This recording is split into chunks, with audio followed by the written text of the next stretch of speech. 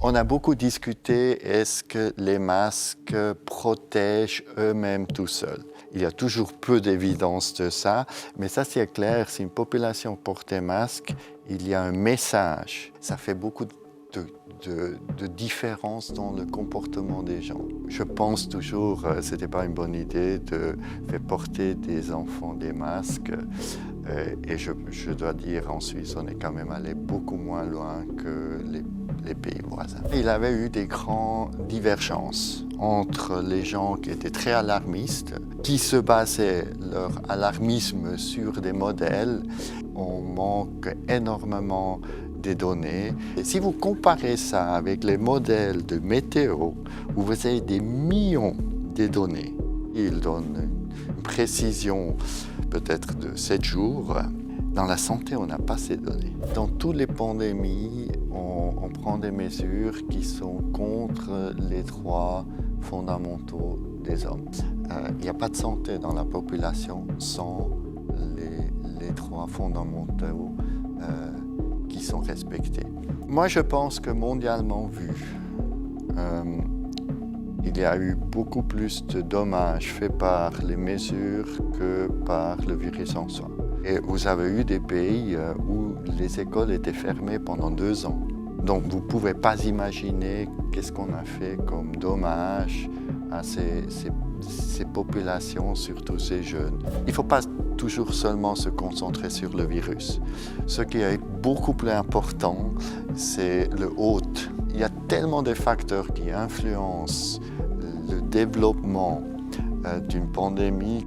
Le virus, tous les virus, normalement, ils se développent, ils se changent et normalement, il devient moins agressif, mais beaucoup plus transmissible parce que c'est comme ça que fonctionne ce monde. Il ne faut pas penser que la science n'est pas soumise à des modes.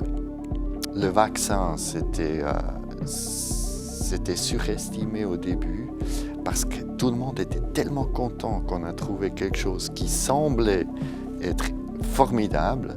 Il faut vraiment dire, tout le monde, même les grands spécialistes, après beaucoup de temps, on a remarqué que ce vaccin protège que faiblement contre la transmission. La situation était que on n'a pas dit il faut continuer avec des cohortes pour pouvoir commencer à long terme.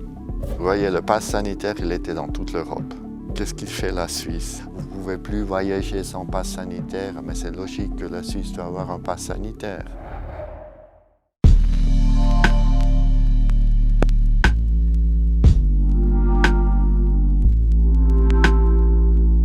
Daniel Corr, bonjour. Bonsoir. Nous sommes très heureux de vous recevoir dans le cadre de la chaîne Antithèse. Pour commencer, est-ce que vous pourriez vous présenter brièvement? Oui, très brièvement. Je m'appelle Daniel Corr. De formation, je suis médecin. J'ai travaillé longtemps pour le CICR et plus que 10 ans pour la Confédération dans l'Office fédéral de la santé publique. Vous avez été entre 2008 et 2020 directeur de la division maladies transmissibles de l'Office fédéral de la santé publique, c'est ça? C'est juste. Et donc, à ce titre, impliqué dans la gestion du début de la pandémie de Covid-19 en Suisse. Exactement. C'était juste avant ma retraite.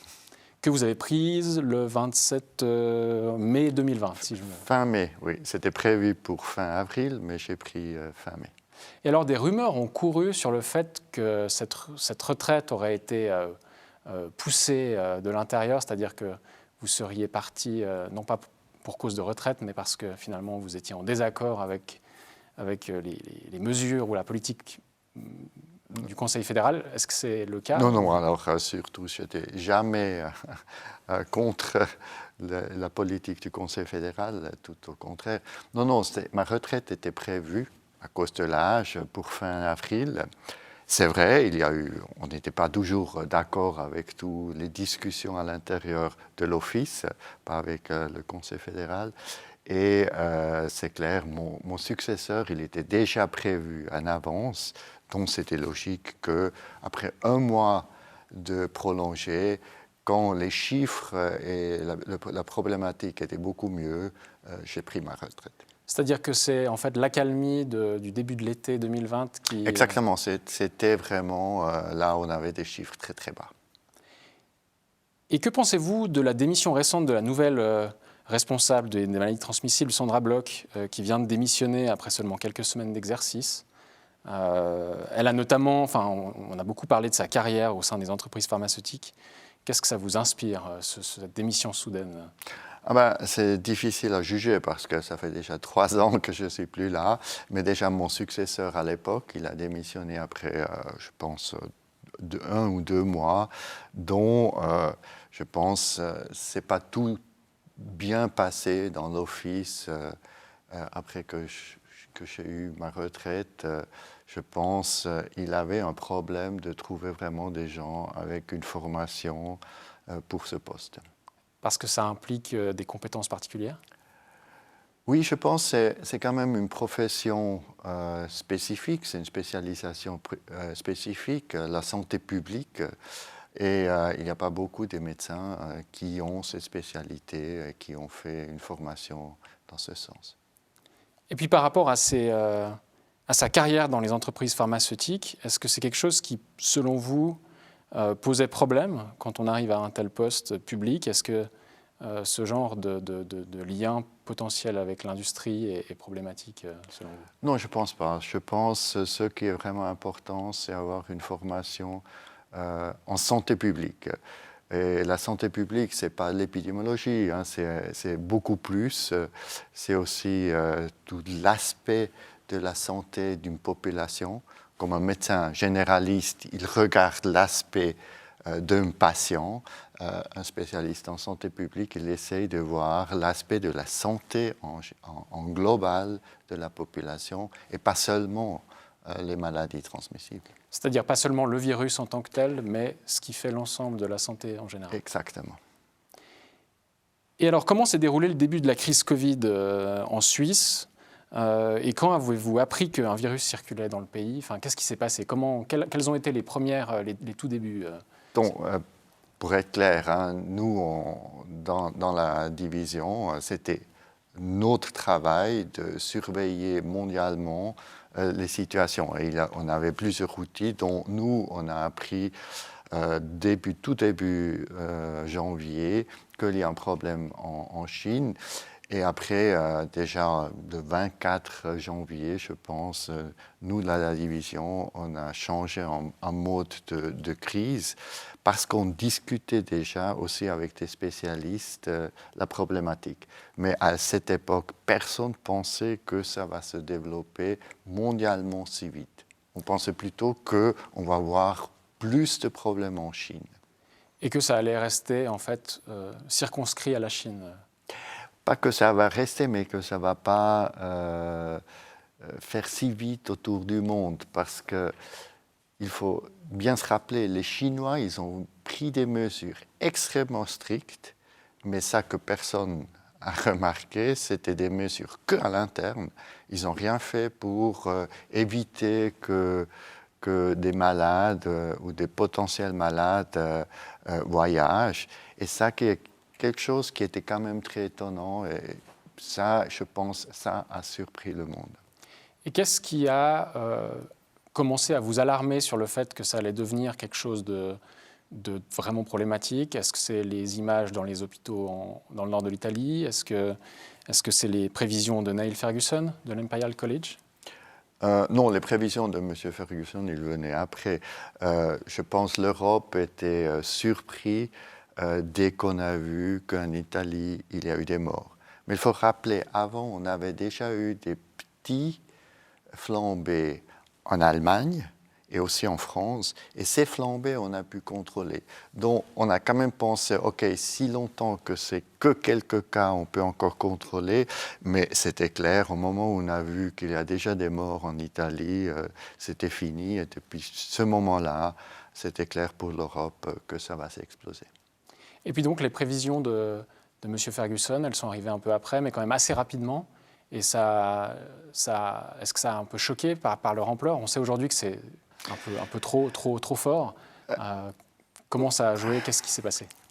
Vous voyez, là, il avait eu des grandes divergences entre les gens qui étaient très alarmistes, euh, qui se basaient leur alarmisme sur des modèles. Et ce phénomène, on a déjà vu dans la pandémie H1N1 2009. Ces modèles, c'est impossible qu'ils font des prévisions. Ces modèles, ils sont très utiles pour comprendre les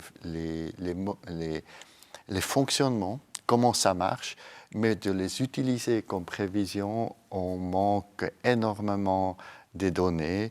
Et je pense que ce n'est pas ça qui a nous faire vraiment peur. Mais la généralité, bien sûr, les médias, la situation en Chine, tout ça, ça fait qu'au moment donné, tout le monde pensait du pire. Est-ce qu'il existait des plans pandémiques pour finalement gérer ce genre de pandémie?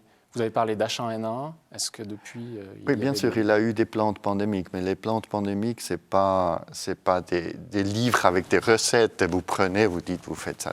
Les plantes pandémiques, c'est vraiment des plans sur quoi on doit se préparer, sur quoi il faut s'attendre et dans quel secteur on doit se préparer.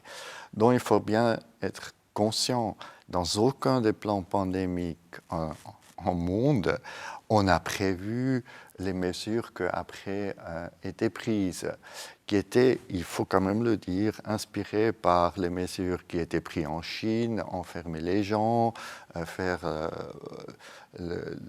les quarantaines sur toutes des villes, sur toutes les régions.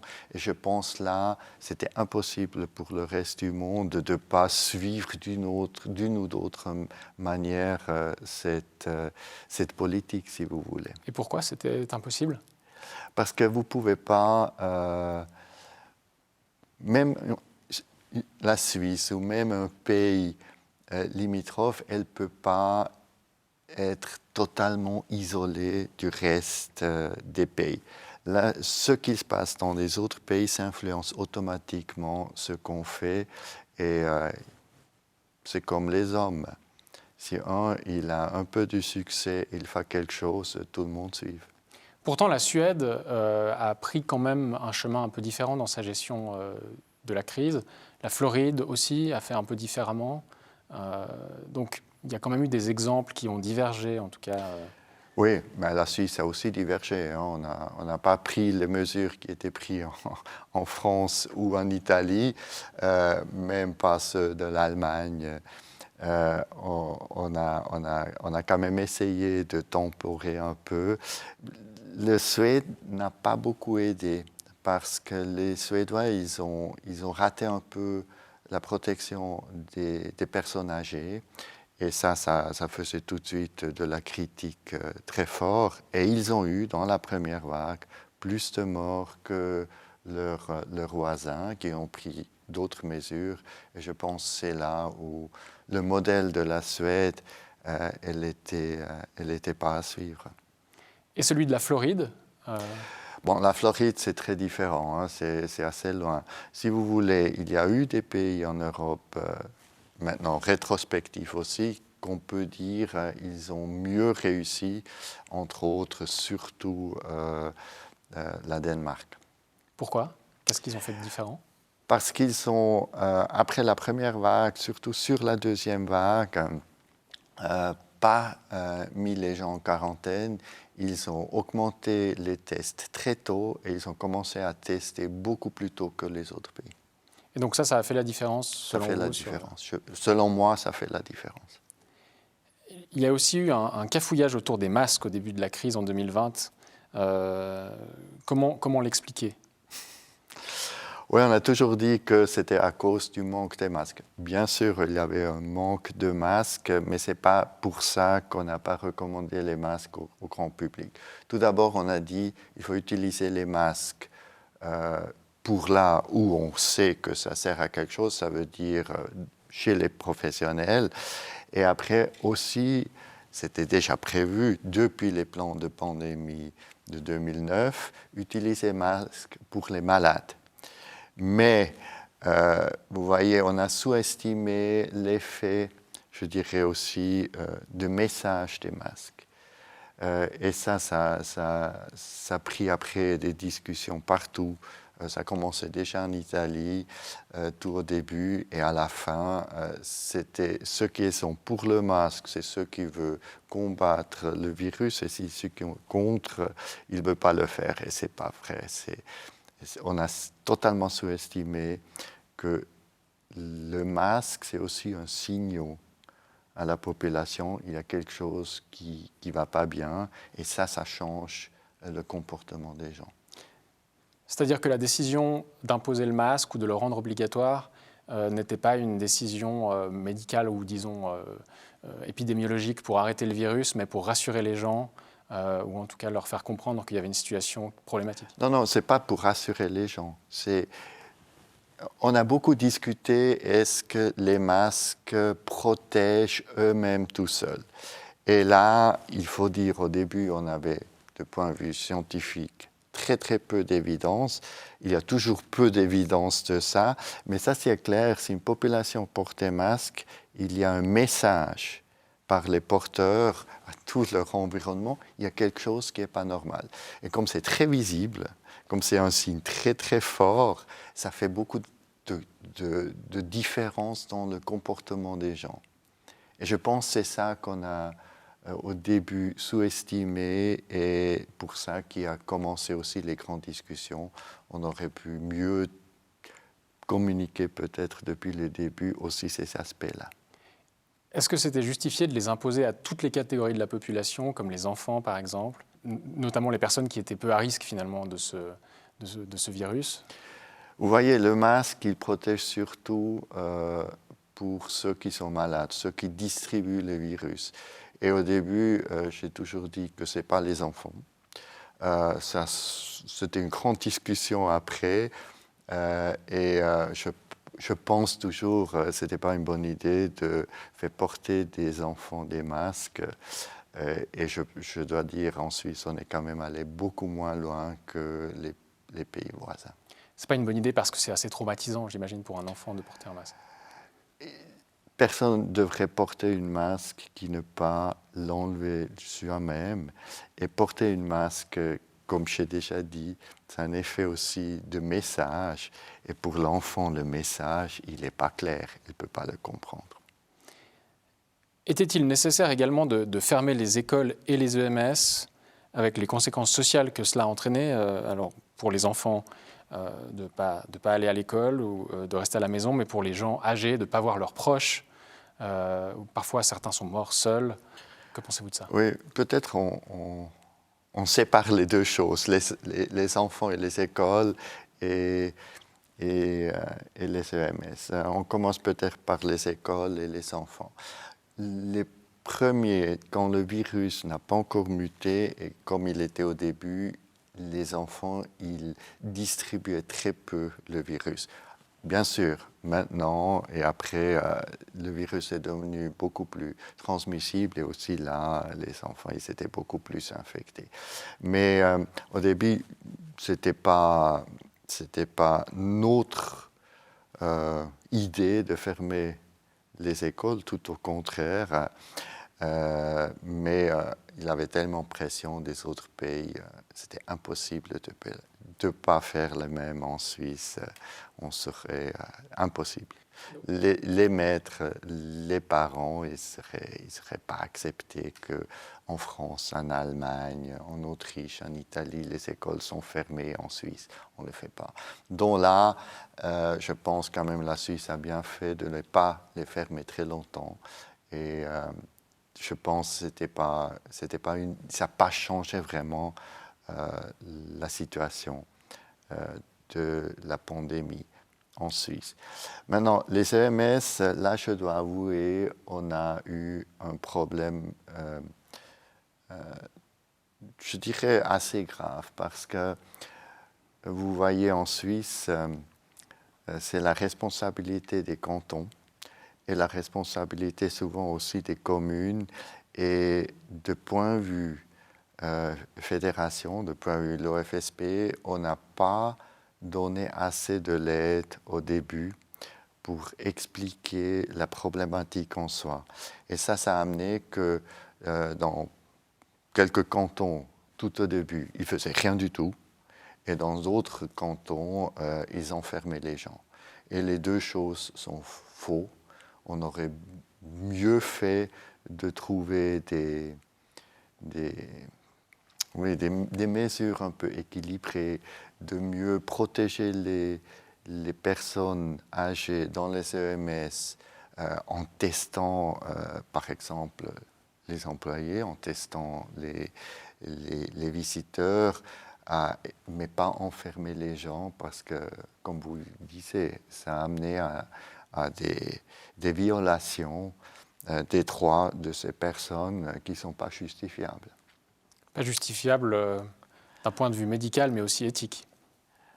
Plus que éthique. Vous voyez, dans toutes les pandémies, il y a toujours le risque que par des mesures policières, sanitaires, on prend des mesures qui sont contre les droits fondamentaux des hommes.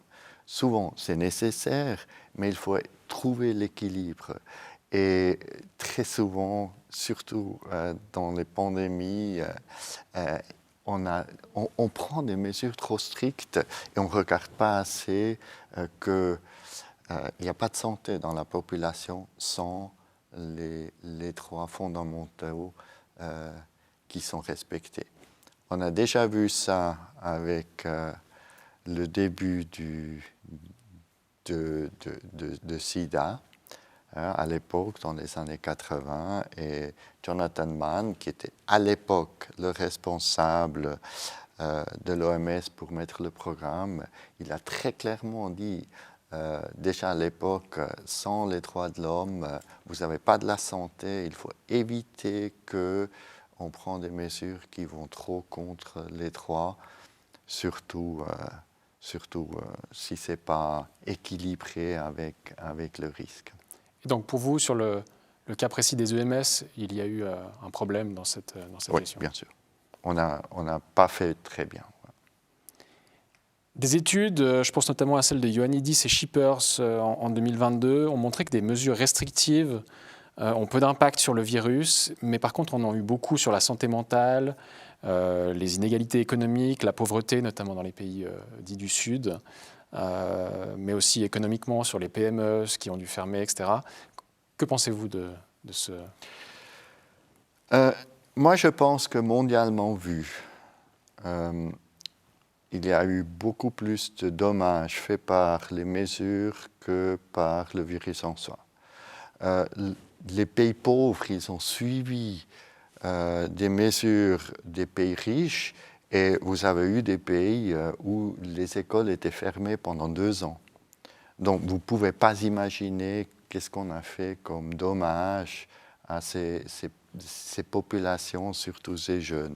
Donc, c'est exactement la même chose pour le monde, ce que j'ai déjà dit aussi pour la Suisse. Il faut trouver l'équilibre entre les mesures strictes et les problèmes qu'on crée avec ces mesures, avec le non-respect des droits de l'homme.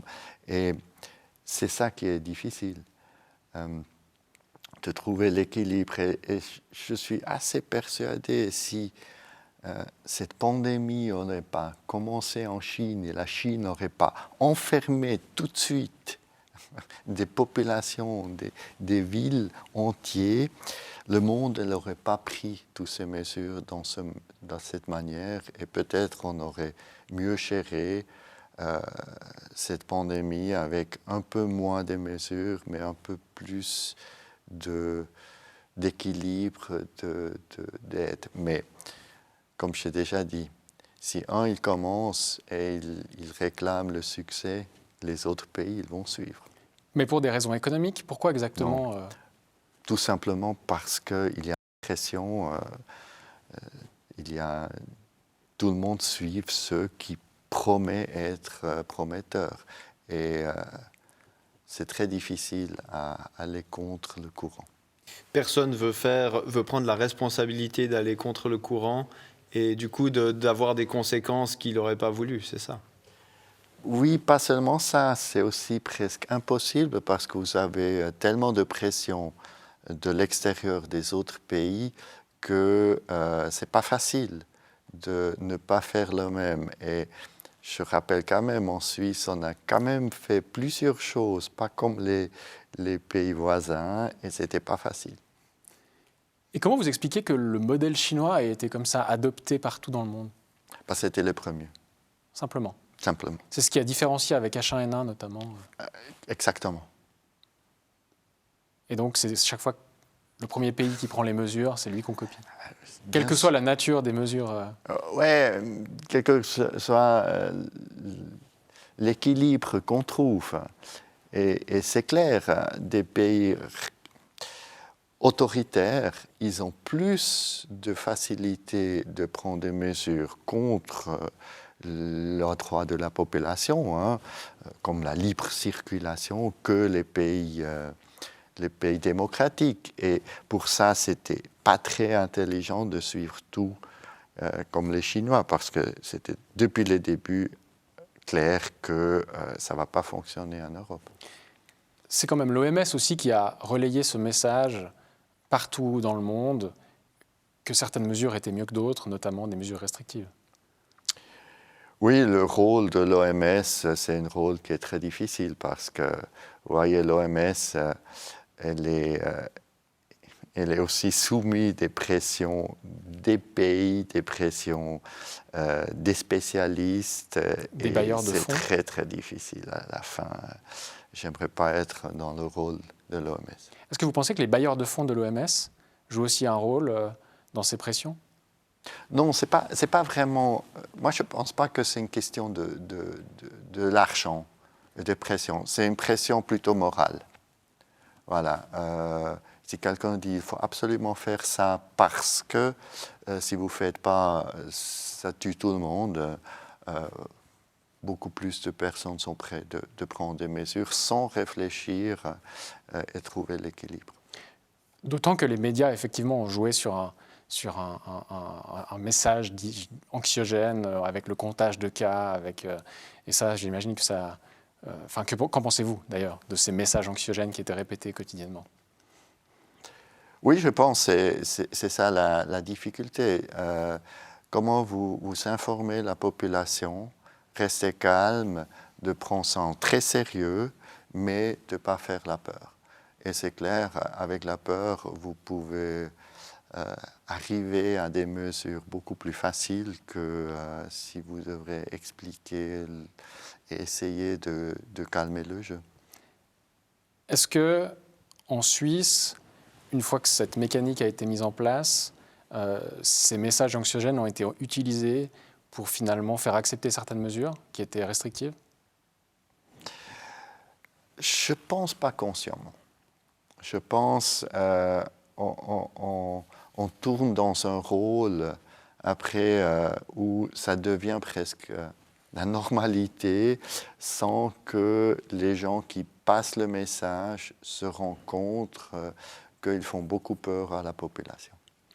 Parce que si je vous demande ça, c'est qu'effectivement en Allemagne ou en Angleterre, il y a quand même des enquêtes qui ont montré qu'il y avait effectivement eu des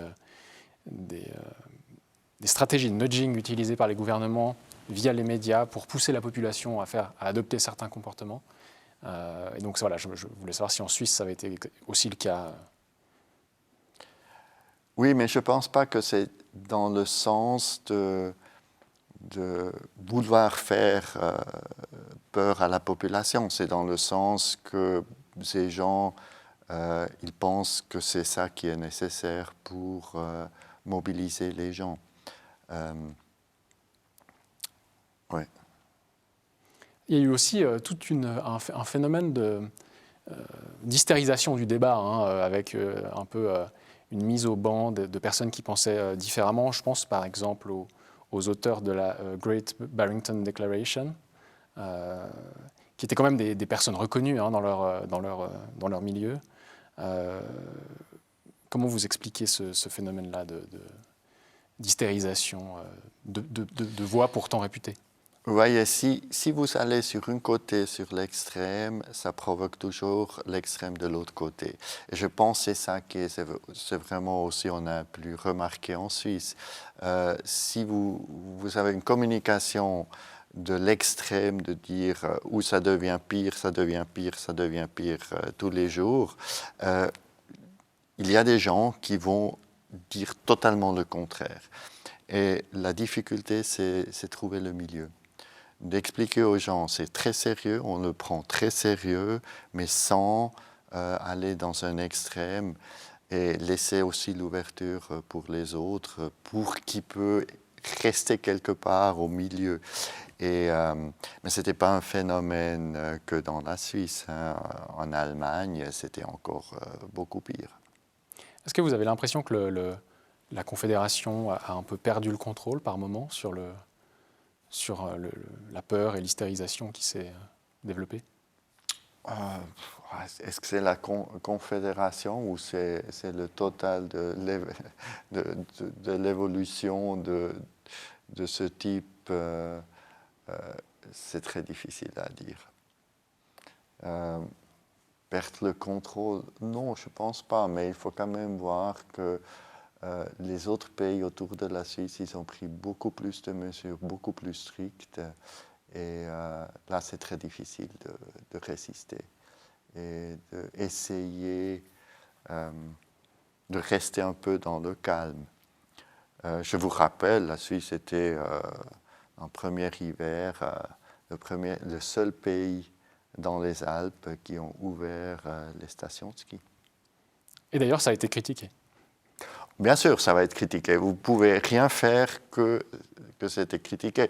Mais je pense qu'il n'y a aucune étude qui a démontré que c'était nocif.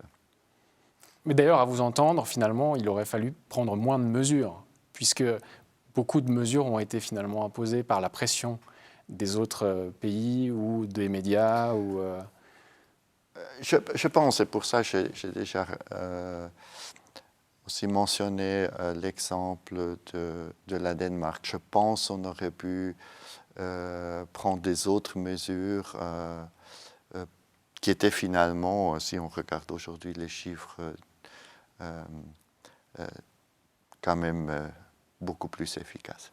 Parce qu'effectivement, le virus n'est véritablement dangereux que pour des personnes âgées. Pas seulement ça, il faut pas toujours seulement se concentrer sur le virus. Ce qui est beaucoup plus important, c'est le hôte, hein, et ça, c'est la population. Et il y a tellement de facteurs qui influencent le développement d'une pandémie que c'est faux de se concentrer seulement sur le virus. Le virus, tous les virus, normalement, ils se développent, ils se changent, et normalement, il devient moins agressif, mais beaucoup plus transmissible, parce que c'est comme ça que fonctionne ce monde et l'évolution.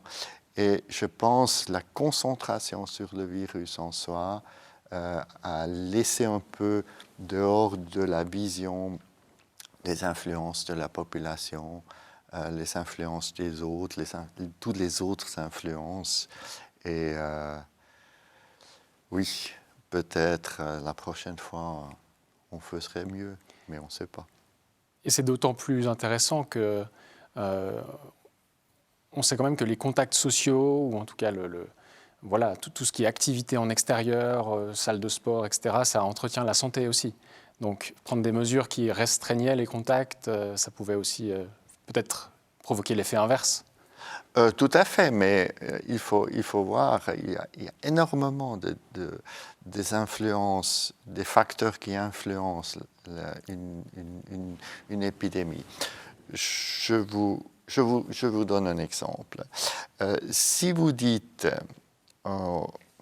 aux gens alémaniques suisses, les grands-parents, ils doivent se séparer des enfants et des petits-enfants, ça marche. Si vous dites ça en Italie, vous n'avez aucune chance. Parce que c'est impossible, c'est la famille qui est ensemble. Et je pense finalement c'est ces facteurs qui ont fait aussi la grande différence quand on voit maintenant les résultats de la pandémie entre les pays latins et les pays plutôt du Nord. Il y a beaucoup de facteurs sociaux, des contacts des personnes qui influencent beaucoup ces effets. Et là, c'est clair, il faudrait essayer de maintenir tout qui est bon pour la santé si longtemps et si vite que possible, dont, entre autres, le sport et tous les contacts sociaux. En parlant de prévention, pourquoi n'avoir pas mis en place des recommandations visant à booster l'immunité? Par exemple, prendre de la vitamine C, D, du zinc, ou autre type de, disons, mesures faciles à appliquer. Là, vous entrez un peu dans la médecine individuelle. Et bien sûr, il faut recommander aux populations, aux gens de vivre sain, de faire le meilleur pour leur santé, pour leur système immunitaire. Mais dès que vous dites un vitamine, un autre médicament, prenez ça, tout le monde pense qu'avec ça, on peut éviter la transmission et on peut combattre la pandémie. Et ça serait une illusion. Pour ça, ces maladies sont beaucoup trop complexes. Et de penser que si une population a un bon système immunitaire, ça suffit, ça serait une grande erreur. Que pensez-vous de ce qui a été fait avec les médecins généralistes? C'est aussi un point qui est souvent abordé et souvent, disons, qui interpelle. C'est le fait de finalement avoir contourné la médecine de premier recours, d'avoir demandé aux gens de rester chez eux avant d'être malades, enfin que leur maladie s'empire pour aller aux urgences. Comment vous expliquez ce phénomène qui semble quand même finalement assez inédit dans le... Voilà. Ça, c'est quelque chose qui était tout au début de la pandémie où j'étais vraiment aussi définitivement dans la décision et j'étais très pour qu'on restreint l'accès aux médecins dès le début. Tout simplement parce que c'est là où vous avez une grande transmission des malades, d'abord chez les médecins, mais aussi entre les médecins. Et tout au début de la pandémie, dans le canton de Vaud, il y a eu beaucoup de médecins qui sont tombés malades. Alors ça, il faut absolument éviter dans une première phase. Dans une deuxième et troisième phase, après, bien sûr, il faut réessayer d'installer que les médecins soignants sont bien impliqués dans les mesures qu'on prend pour la population. Ça, c'était difficile, ça, c'était peut-être un peu pas assez fait, mais au début, je pense que c'était une mesure nécessaire de restreindre à la population aller courir chez les médecins parce que c'est normal. C'est là où, si ce n'est pas contrôlé, vous avez une transmission qui va très très vite, surtout avec des personnes vulnérables. Et je ne pense pas que ça a engorgé les urgences. Ce n'était pas dans la première phase où les urgences étaient engorgées, c'était beaucoup plus tard. Donc c'était un petit peu dans l'idée de dire, on va voir quelle est la virulence de ce virus, quelle est la force de l'épidémie, et puis on va un petit peu protéger les médecins au début, c'est ça? Pas seulement les médecins, aussi la population. Vous voyez, au début d'une pandémie, vous devrez prendre des mesures pour que vous gagnez du temps. Et je pense que ça a pas mal marché. Si on regarde la première vague en Suisse, elle a diminué très vite et on n'a eu pas énormément de décès, malgré que peut-être on aurait pu encore éviter d'un ou l'autre décès, mais je ne suis pas sûr comment. Mais c'est dans la deuxième vague où on a eu les grands problèmes en Suisse. Donc à l'automne 2020. Oui. Il y a eu aussi beaucoup de polémiques autour des traitements divers et variés. On a parlé de l'ivermectine, de l'hydroxychloroquine. Beaucoup se sont demandé pourquoi interdire ces traitements alors que la situation était celle de l'urgence. Oui, là, il faut vraiment être très clair. Dès que vous avez un problème comme une pandémie, vous avez plein de trucs qui devient tout un coup quelque chose qui pourrait sembler sauver le problème. C'est jamais un médicament tout seul qui va sauver un problème comme une pandémie.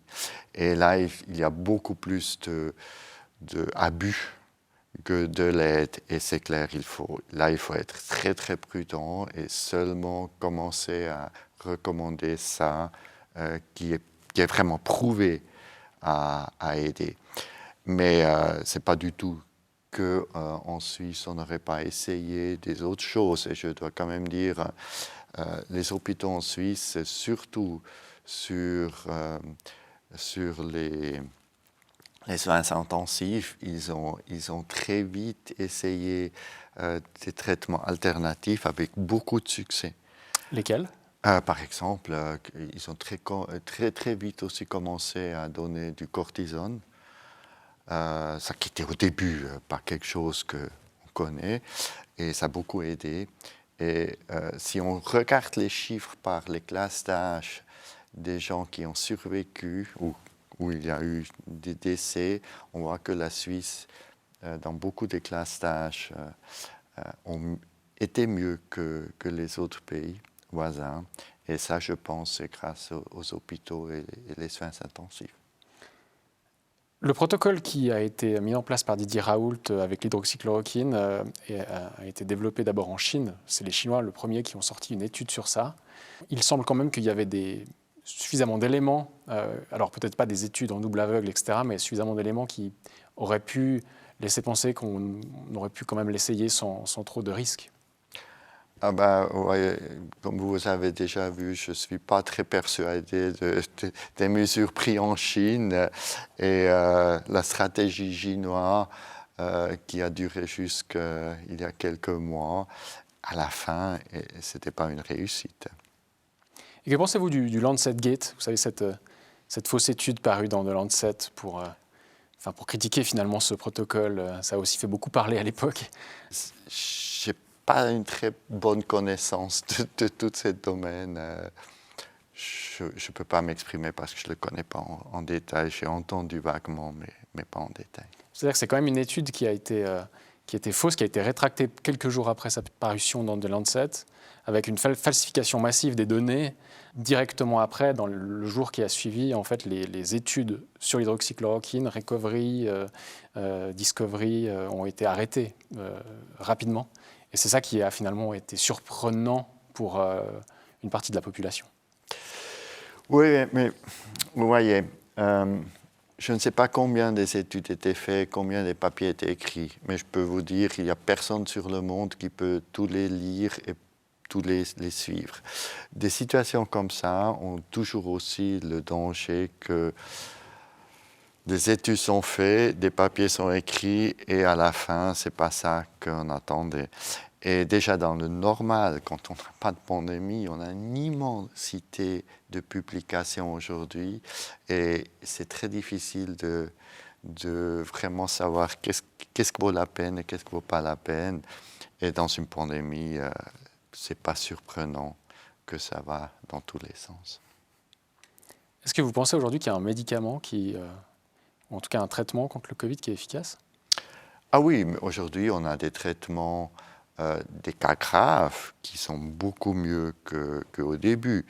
Les médecins, surtout aussi des spécialistes des soins intensifs, ils ont beaucoup plus de succès qu'avant. Mais il faut aussi dire, le virus, ça qui est normal, a muté, est beaucoup moins agressif qu'avant. Mais malgré tout, et ça, c'est quand même, on sait aussi ça du virus de la grippe, malgré tout, des personnes très âgées, très vulnérables, ils peuvent décéder à cause d'une maladie infectieuse qui est pour le reste de la population bénin. Vous parliez de la grippe. Il semble qu'elle a disparu pendant ces 2 ans de Covid. Comment vous l'expliquez? Est-ce que vous avez une explication? C'est clair, c'est par les mesures. C'est par les mesures? C'était par les mesures contre le Covid qu'il n'y a pas eu de la circulation de la grippe. Et c'est clair, c'est pas seulement pour le bien. Hein, ça veut aussi dire qu'il n'y a pas renforcer l'immunité dans la population contre ces virus. Et c'est toujours avec le risque qu'après ça donne des vagues un peu plus aiguës et plus forcées. Ce qu'on a surtout aussi vu chez les enfants avec les RSV. C'est-à-dire que en fait, la grippe n'a pas disparu, elle a simplement été stoppée. Elle était supprimée. Ces virus, ils ne disparaissent pas. C'est des virus qui sont tellement bien adaptés à la population de l'homme qu'ils ne vont plus disparaître. Ce pas des virus qu'on peut éliminer. Il y a des virus qu'on peut éliminer, il faut absolument les éliminer. Mais la grippe, comme les virus du corona, ce pas des virus qu'on peut éliminer. Est-ce qu'on arrive à savoir aujourd'hui pourquoi ces virus arrivent à un certain moment donné dans l'année? Quelles sont les conditions? Non, on sait par expérience que ces virus, chez nous, viennent en vague toujours dans l'hiver, dans les époques de l'hiver. Dans d'autres pays, ces virus, ils circulent différemment. Hein, ils ne font pas des vagues. Les grippes dans les tropiques et les sous-tropiques, ils ne font pas des vagues, mais ils existent aussi et ils circulent aussi. Donc, exactement, quels sont les mécanismes là-dessus, on ne connaît pas en détail. Donc, ce n'est pas la température ou... Ce n'est pas seulement la température, il y a certainement beaucoup de facteurs qui l'influencent et c'est très très difficile de comprendre et finalement après de modéliser tous ces facteurs dont c'est pas seulement la température. Alors un autre sujet qui a beaucoup fait parler, c'est celui de la task force. Donc elle a été constituée en fin mars 2020 et elle a beaucoup été critiquée notamment pour ses prises de position assez menaçantes sur la situation et pour finalement avoir été très influente sur le Conseil fédéral. C'est une question très difficile parce que la task force elle était mise en place après que j'ai quitté et j'ai eu beaucoup de difficultés avec eux au début, avant qu'ils s'étaient constitués, parce que je ne pensais pas que c'est les bons champs, c'est les bons scientifiques dans ce moment qui étaient en devant de ces task force. Et pourquoi je dis ça? Parce que nous, on a travaillé pendant des années avec les spécialistes dans les hôpitaux. Et ces spécialistes, on ne les a pas mobilisés à l'époque parce qu'on a dit qu'ils sont trop occupés pour préparer les hôpitaux et de préparer les trucs. Et ça qui a amené finalement les scientifiques plutôt théoriques sur le plan et qui ont eu beaucoup de succès, si vous voulez, dans leur communication. Et je pense qu'il faudrait aussi en futur regarder très précisément qui sont les spécialistes qui aident à gérer et ce n'est pas seulement les super spécialistes parce que, comme j'ai déjà dit, la santé publique, ce n'est pas seulement combattre le virus, la santé publique, c'est quand même beaucoup plus vaste.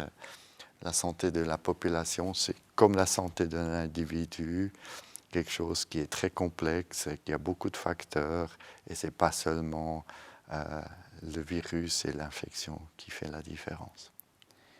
D'autant que la task force a été, semble-t-il, un peu auto-constituée comme ça au début de la crise et que on sait maintenant qu'elle ne prenait pas de procès-verbaux, donc on ne sait pas vraiment ce qui était discuté dans ces réunions.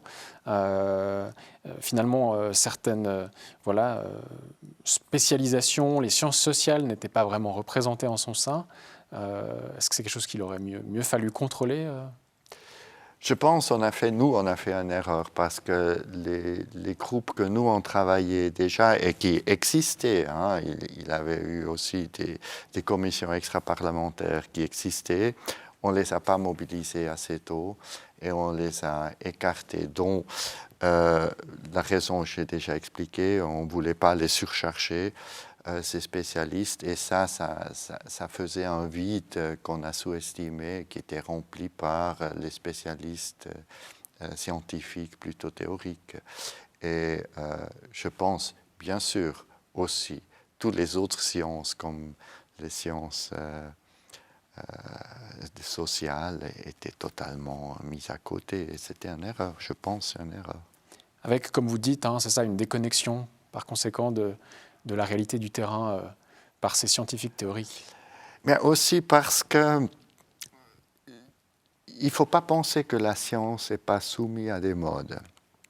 Et c'est clair, ces modes ne sont pas toujours ceux qu'on a besoin le plus urgent. Ça ne veut pas dire que c'est faux, mais ça veut dire qu'il faut être prudent et aussi autocritique. Je vous donne un exemple.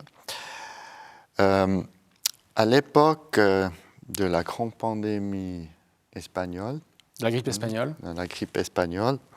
On ne connaît pas encore les virus, mais on avait les microscopes et on connaît les bactéries. Et à l'époque, les scientifiques de l'époque, ils croyaient que c'est une bactérie. Ils ont nommé cette bactérie, ils ont lui donné le nom influenza. Aujourd'hui, on sait, elle n'a pas fait la pandémie. Mais le virus, il était détecté beaucoup plus tard. Donc, je ne suis pas sûr que dans la science aujourd'hui, il n'y a pas aussi ce effet. Parce qu'on a des computers qui peuvent faire des immenses modèles.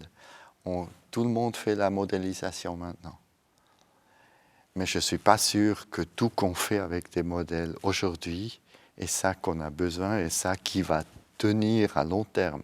Bien sûr, les modèles sont utiles. Bien sûr, qu'on a détecté les bactéries, les microbes, c'est utile. C'est aussi utilisé encore aujourd'hui. Mais sur où et sur quelle quantité, ça, c'est que le futur qui va nous montrer.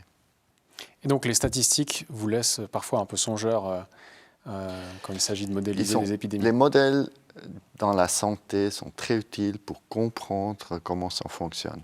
Mais ils sont loin de faire les vraies prévisions. Si vous regardez, si vous comparez ça avec les modèles de météo, où vous avez des millions de données que vous mettez dans ces modèles, et vous voyez, ces modèles aujourd'hui, ils donnent une précision peut-être de 7 jours, même pas toujours, avec des millions et des millions et des millions de données. Dans la santé, on n'a pas ces données. On a très peu de données et on fait des modèles dont il faut être très prudent de dire qu'est-ce que ça va donner.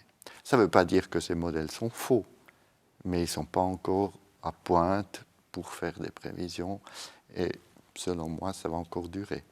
Et comment vous expliquez la sorte de fascination qu'il existe autour de cette médecine? C'est la fascination des possibilités techniques. Vous voyez, il y a 10 ans, vous n'avez pas de computers qui pouvaient calculer ces modèles. Mais il faut rester toujours un peu prudent. Et ne pas perdre contact avec la réalité. Et pas perdre et pas oublier ce qu'on a vu dans le passé. Par rapport à la task force encore, est-ce que vous pensez que des conflits d'intérêts ont pu jouer un rôle dans les décisions qui ont été prises? Et plus généralement, que pensez-vous des conflits d'intérêts dans le domaine de la santé? Vous voyez, on parle toujours des conflits d'intérêts comme quelque chose de totalement négatif. Mais les conflits d'intérêts, ils sont normaux. Hein, parce que, bien sûr, moi, je veux aussi des scientifiques qui battent pour leur science. Et bien sûr, si vous avez une opportunité sans que vous êtes conscient que c'est peut-être un conflit d'intérêts qui ne va pas dans le bon sens de tout, c'est normal que ces gens ils se battent pour. Donc, pour parler des conflits d'intérêts, il faut avoir plus de recul et plus de distance. C'est normal qu'il y a des conflits d'intérêts. Mais ils ont quand même un effet sur les prises de décision ensuite. Ce qui peut être parfois problématique, j'imagine. Qui peut être problématique, et dans la médecine, on a vu ça dans les hôpitaux pendant des années, des années.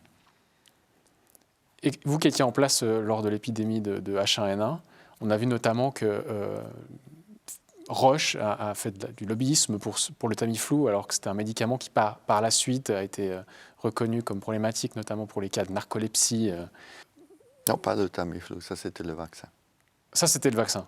Ouais. Bon, en tout cas, il y a eu du lobbyisme autour de ces cas-là. Donc voilà, ça joue quand même un rôle. Et connaissant l'historique de ces industries, est-ce que ce n'est pas quelque chose qu'il faut... Oui, mais il faut pas a priori dire que c'est négatif.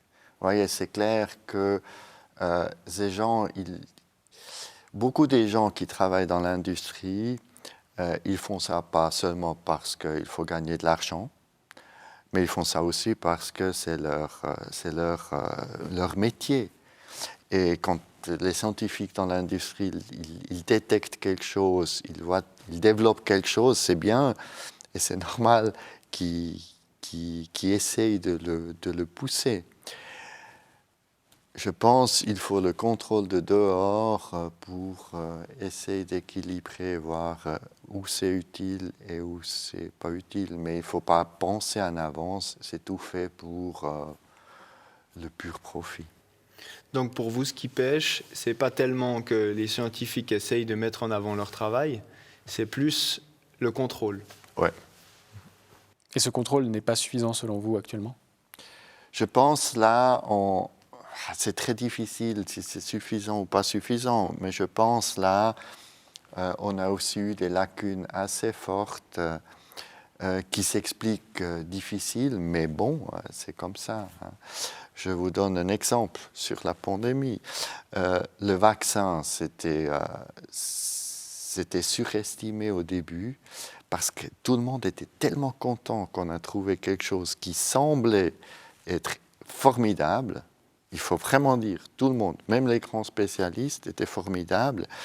Et ces vaccins, ils sont venus sur le marché sans assez de contrôle des FDI, de l'EMA, des grandes organisations de contrôle. Ça qui a amené à une situation qu'aujourd'hui on dit, mais comment c'était? Mais les cohortes de l'industrie qui ont essayé, qui étaient sur le vaccin au début, ils n'étaient pas suivis après. Une fois le vaccin était sur le marché, il n'avait plus de cohorte. Ça qui a amené à des lacunes assez graves et ça qui a amené aussi à la difficulté que, après beaucoup de temps, on a remarqué que ce vaccin protège que faiblement contre la transmission, mais assez bonne contre les cas graves. Et donc là, l'industrie a fait du lobbyisme. Je ne pense pas. C'était seulement la situation était que on n'a pas dit il faut continuer avec des cohortes pour voir comment c'est à long terme. Et aujourd'hui, que pensez-vous des cas d'effets secondaires qui sont parfois recensés? On pense notamment à une étude sur le nombre d'effets secondaires liés, au myocardite lié à ces vaccins, une étude de Christian Müller de l'hôpital universitaire de Bâle, qui constate une incidence myocardique 800 fois supérieure parmi la population vaccinée. Là, je ne suis pas le spécialiste et je n'ai pas les données pour que je puisse vraiment juger là-dessus. Est-ce que ce vaccin elle a un autre problème que les effets secondaires qui, je pense, ils ne sont pas énormes parce que sinon on aurait le vu beaucoup plus grand. Ça qu'on n'a pas vu et ça qui était le grand problème, que on pensait que ce vaccin protège contre la transmission au début, assez longtemps, et aujourd'hui on voit non.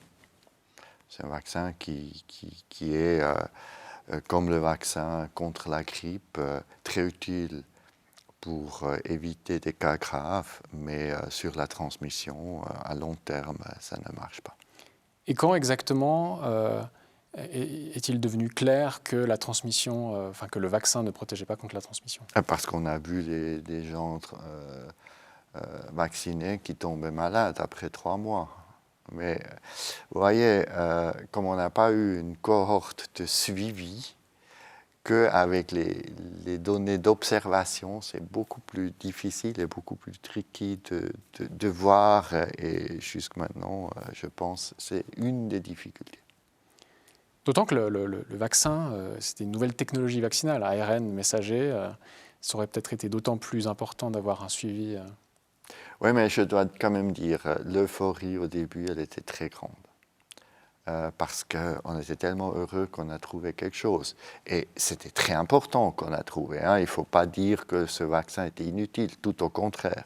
Elle a donné une base d'immunité à la population qu'on n'aurait pas eu sans vaccin. Seulement, on l'a surestimé. Et que pensez-vous de la mise en place du pass sanitaire en 2021 en Suisse surtout quand on sait que la transmission n'était pas garantie par Vous voyez, le pass sanitaire, il était dans toute l'Europe. Qu'est-ce qu'il fait la Suisse? Vous voyez, là, vous avez des mécanismes, et c'est un bon exemple pour voir les mécanismes, comment ça marche. Vous ne pouvez plus voyager sans pass sanitaire, mais c'est logique que la Suisse doit avoir un pass sanitaire. Je pense que la Suisse n'était pas le pays qui l'a tenu le plus longtemps. Mais c'est très difficile. On n'est pas seul dans le monde. Et si les autres pays font des autres choses, il faut trouver le chemin pour aussi s'arranger. On ne peut pas tout faire tout différent. Et que pensez-vous de la mesure en soi? Est-ce qu'elle était vraiment pertinente? C'est très difficile à juger rétrospectif. Il y a eu certainement un moment où c'était utile, mais est-ce que, comme c'était mis en œuvre à la fin, est-ce que c'était trop?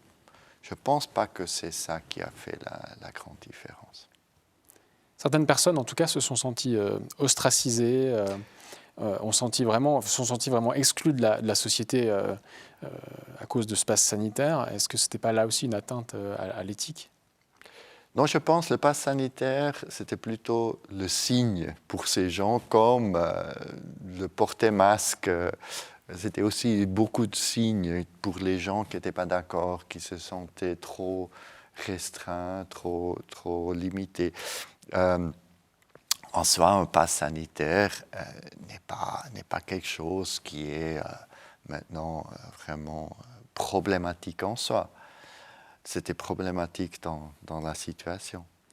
Et vous voyez, il y a 200 ans, on n'avait pas de carte d'identité. Aujourd'hui, personne ne dit qu'une carte d'identité viole mes droits fondamentaux. Donc je pense qu'il faut aussi pas le surestimer dans ce moment. Vous pensez que c'est une mesure qui sera réutilisée à l'avenir? Ça, je ne peux pas le dire. Vous ne savez pas si ça a été inscrit dans des plans pandémiques? On sait que c'est dans la loi. Je ne sais pas, mais je ne pense pas que ça va être... Je ne pense pas. Vous voyez, tout qui était une fois dans le monde, il peut revenir. Hein. Et il y a bien des choses pires qui sont revenues qu'on pensait qu'ils ne vont pas revenir, comme la guerre.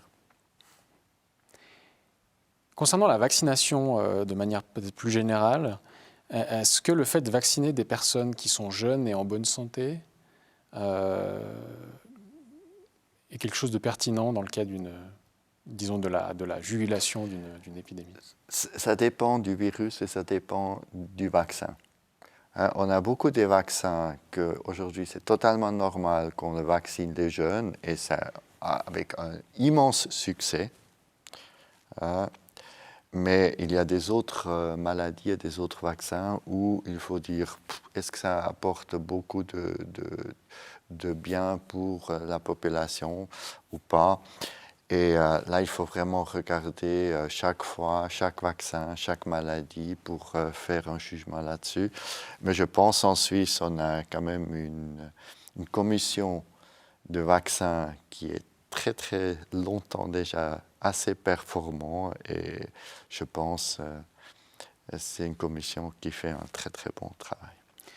Dans le cadre de la vaccination pour le Covid, vous êtes notamment exprimé sur le fait que vacciner les jeunes de moins de 12 ans semblait peu pertinent. Ouais, je trouve c'est très. Les enfants, c'est pas pertinent. Parce qu'ils ne sont pas touchés, parce qu'ils. Parce que ils n'ont pas beaucoup de problèmes avec ce virus, et de moins en moins. Et le virus, heureusement aussi, il n'est pas très agressif. Et ça que je dis, c'est oui, on a un problème avec du long Covid chez quelques-uns, mais ce n'est pas un problème qu'on peut combattre avec des mesures de santé publique. C'est un problème qu'on doit trouver la solution dans la médecine individuelle, et je pense que c'est là où on va trouver aussi la solution. Des mesures de santé publique généralisées comme des quarantaines et des trucs comme ça, avec ça on ne peut pas combattre des problématiques comme le problème de long Covid, qui est un problème sérieux et grave. Où en est la recherche d'ailleurs sur ce problème-là, vous savez pas. Il faut vraiment demander les spécialistes cliniques, ce n'est pas ma domaine. Est-ce que, par rapport à la surmortalité qui a été, avec le recul que l'on connaît maintenant sur 2020, 2021, 2022, que pensez-vous de la surmortalité qu'on constate? Est-ce que finalement, rétrospectivement, ce virus est moins dangereux que ce qu'on pensait? Alors ça, je ne pense pas. Le virus, il était très dangereux au début et il a muté et il est devenu moins dangereux, ce qui est normal. La surmortalité, c'est un instrument excellent pour regarder rétrospectif comment ça se passait. Malheureusement, la surmortalité, on n'a pas assez vite pour qu'on peut l'utiliser comme outil de gestion. Mais c'est un outil qu'on a en plus en Europe bien avant cette pandémie, heureusement. Et c'est un outil qui est très utile, mais il faut aussi regarder comment on l'interprète. Mais bien sûr, c'est probablement le seul outil qu'on a pour vraiment comparer les pays entre eux. Malgré aussi là, il faut être prudent. Il ne faut pas dire un pays qui a une surmortalité plus élevée qu'un autre pays a mal fait son devoir. Peut-être c'est que les circonstances, peut-être c'est que la structure de la société, les structures familiaux qui ont fait que c'est différent. Et ces structures, vous ne pouvez pas les changer d'un jour à l'autre. Ils ont des autres avantages, mais souvent ces structures, ils ont aussi des dangers pour les maladies transmissibles parce que voilà. D'autant que la mortalité, il faut encore pouvoir l'identifier. C'est-à-dire qu'on constate qu'il y a une surmortalité générale dans la population, mais quand il s'agit d'étudier si c'est causé par le virus ou par d'autres facteurs, c'est peut-être plus difficile. Non, parce que oui, si vous avez deux facteurs grands en même temps, mais c'est rare. La surmortalité, ce outil, elle fonctionne comme ça. Vous regardez combien de gens meurent pendant une certaine période en comparaison à des années avant. Et la bonne chose de ce mesure, c'est indépendamment de le diagnostic individuel que vous faisiez. Donc, si vous avez comme une pandémie et vous avez une surmortalité, vous pouvez être sûr que c'est la surmortalité et ce n'est pas le froid qui a tué les gens. Maintenant, bien sûr, si en été, vous avez un problème de chaleur et vous avez en même temps un problème d'infection, là, ça devient difficile. Mais c'est rare qu'on a deux événements en même temps qui est tellement dangereux pour la santé que ça a une influence sur la surmortalité. Normalement, vous pouvez bien l'attribuer à l'événement. Que pensez-vous de la façon dont ont été comptabilisés les cas Covid, notamment dans les hôpitaux, où finalement certaines personnes, on ne savait pas trop si elles étaient mortes avec le Covid ou du Covid, notamment dû à leurs conditions de santé, à leur âge? Voilà, c'est exactement ça qui est la difficulté si vous faites des comptes. Et ça, avec la surmortalité, vous n'avez pas ce problème. Ça peut vous permettre quand même de faire une estimation sur la gravité, sans vraiment dire à la fin combien de gens sont morts à cause. Parce qu'on va mourir à la fin tous. Daniel Corr, on arrive gentiment à la fin de notre entretien. On a l'habitude de terminer avec une carte blanche pour nos invités. Alors voilà, si vous avez quelque chose à ajouter. Non, merci pour l'interview. Je pense qu'il faut surtout rester avec quelque chose après cette pandémie. Ça veut dire la santé, ce n'est pas seulement les maladies transmissibles, la santé c'est beaucoup plus. Et la santé, c'est très important qu'on respecte les droits fondamentaux pour la santé. Et la santé mentale, c'est aussi très très important. Donc il faut toujours trouver des mesures qui sont en équilibre et pas seulement combattre les virus. Daniel Corr, merci pour cet entretien.